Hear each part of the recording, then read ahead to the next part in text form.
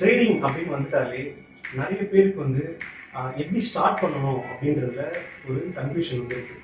ஏன்னா மார்க்கெட் அப்படின்னு வந்து நம்ம பேச ஆரம்பித்தாலே எவ்ரி வீக் வந்து ஏதாவது ஒரு ஃப்ராட்லண்ட் வந்து இந்த ரீசெண்டாக கூட ஒரு ஃப்ராட்லண்ட் வந்து நடந்தது.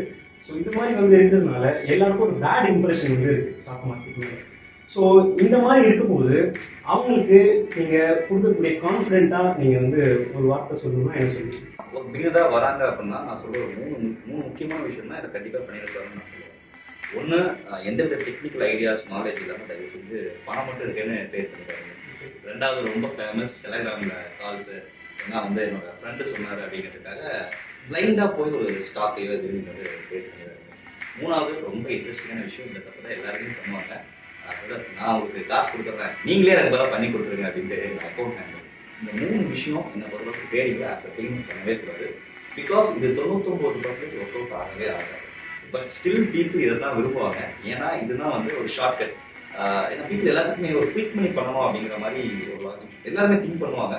பட் இந்த மூணு விஷயத்த பண்ணாமல் என்ன பண்ணாலும் மார்க்கெட்டில் கண்டிப்பாக சஸ்டெயின் ஆகும்.